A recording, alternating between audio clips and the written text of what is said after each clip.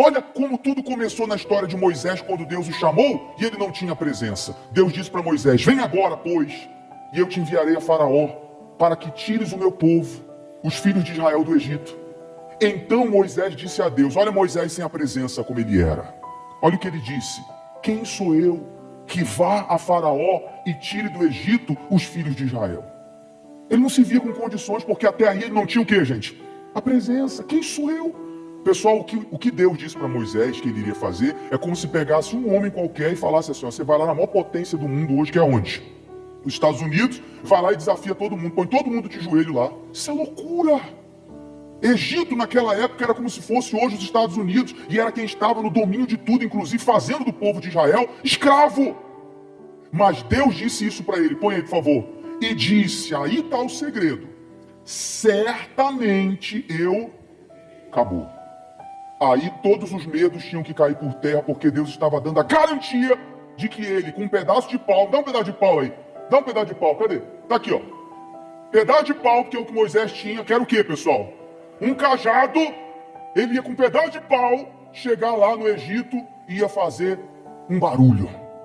E eu pergunto para vocês, fez ou não fez? Fez ou não fez? Pedaço de pau. Lá todo mundo tinha espada, tinha escudo, tinha as melhores para a época, tecnologia de armas, guerreiros, lutadores. Moisés com um pedaço de pau na mão. Mas quando ele tocou nas águas, as águas se transformaram em sangue. Ficou todo mundo desesperado. Quando ele estendia o cajado, vieram as pragas das rãs. Quando ele estendia o cajado, o sobrenatural acontecia, caía fogo do céu. A última praga que ele ordenou que os primogênitos fossem morrer, morreu todo mundo. Faraó, mesmo endurecido, mesmo ali querendo prender Moisés, foi obrigado a dizer para ele: Moisés, pelo amor de Deus, desaparece daqui. Você sabe o que é você ter a presença e o diabo não conseguir nem olhar para sua cara? Sabe o que é isso? Ele saber, com esse aí eu não tenho vez, porque esse tem o quê? A presença. Segura aqui para mim, senhora, que gosta de conversar. Segura aí, pronto. Segura aí. Ela. Segura aí. E ele foi lá e fez o sobrenatural acontecer. Davi foi lá enfrentar o gigante. Todo mundo tinha medo daquele gigante, todo mundo. O povo tremia as pernas quando ouvia falar. Qual o nome, gente? Qual o nome? Golias. Não, os fortes, os guerreiros. Não, a espada dele pesa tanto, a lança dele pesa tanto, o escudo pesa tanto. Não, quem somos nós para enfrentar Golias? Todo mundo sem a presença, uns fracotes, fortes por fora, mas fracos por onde? Por dentro. Aí vem Davi, pequeno, pastor de ovelhas, também tinha um pedaço de pau como esse, e uma pedra. Com uma pedra, ele derrubou o grande e poderoso guerreiro Golias. Porque ele não tinha a armadura, ele não tinha as armas, ele não era um guerreiro, mas ele tinha o que, gente? A presença. Ó, Gideão. Gideão foi enfrentar 150 mil homens, apenas com quantos? 300. Deus disse: Gideão, tem gente demais contigo, não precisa disso não. Não, tira esses, vai só com esses 300. Por que Deus deu garantia para Gideão que ele podia ir para aquela batalha só com 300? Por quê? Porque não eram os 300 que iam lutar. Quem ia lutar? Quem ia lutar? Deus ia lutar e lutou. Tanto é que aqueles 300 nem precisaram sujar as mãos para enfrentar os 150 mil medianitas, amalequitas e povo do Oriente. Deus lutou a ponto deles se confundirem e eles mesmos se mataram. Amém, gente? Então como que a pessoa vai ser fracassada com essa presença dentro de si? Então se você está aqui me olhando e você diz: Pastor Menezes, eu tenho a presença de Deus comigo, então não é admissível você viver uma vida fracassada. Não tem como, ao invés de você colocar os teus faraós de joelhos, não tem como o faraó estar te colocando de joelho. Ah, eu tenho a presença de Deus, eu tenho o Espírito Santo, mas talvez a dívida está te batendo, o agiota está te vencendo, as dívidas estão te vencendo. Que presença de Deus é essa? A pessoa tem que se avaliar, porque quem tinha presença fracassava, vê pessoal, não era vencedor aonde colocava os pés. E se a pessoa não está tendo essas vitórias, ela tem que botar a mão na consciência e ser humilde para pensar: peraí, o que tem de errado? Ou tem alguma coisa de errado com essa presença, não é a presença de quem eu penso que é, ou está faltando revolta. Agora, por outro lado, os que ainda não têm também precisam ser humildes e não se enganar. Porque aquele povo que traiu a Deus construindo o bezerro de ouro não tinham a presença. Ou tinham, gente? Não tinham, mas queriam a terra prometida. Então não tem como vir à terra prometida sem antes vir o quê? A presença. Se você está aqui e não tem a presença, não se iluda com bênçãos. Não queira primeiro dinheiro, não queira primeiro a prosperidade. Queira primeiro o quê, gente? A presença. Olha o que Deus falou para Moisés quando soube que o povo o traiu.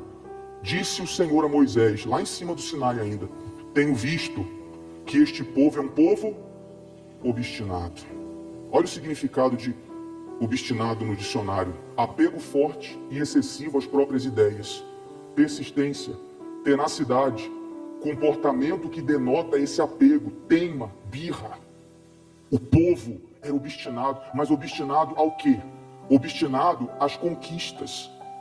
E para aquele povo não importava quem fosse na frente.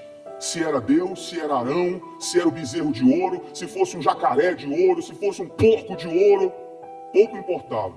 Como dizia a vovó, se é pato ou pato eu não sei, eu quero o ovo. Era como aquele povo vivia. Quem vai nos guiar? Se for o diabo que vai nos guiar, não tem problema. O que importa é a gente ganhar o quê, gente? O quê, pessoal? Dinheiro. E esse não pode ser o seu espírito. A gente está falando claramente para você que o seu foco, para quem não tem a presença, tem que ser a presença de Deus, tem que ser o Espírito Santo, porque se tem uma coisa que acaba rápido nesse mundo é o que, gente? Dinheiro. Uma pessoa com dinheiro, sem a presença de Deus, ela vai usar esse dinheiro para amanhã se perder. Como a gente tem visto com o passar dos anos na igreja, testemunhos que a gente usava, que a gente não pode mais usar.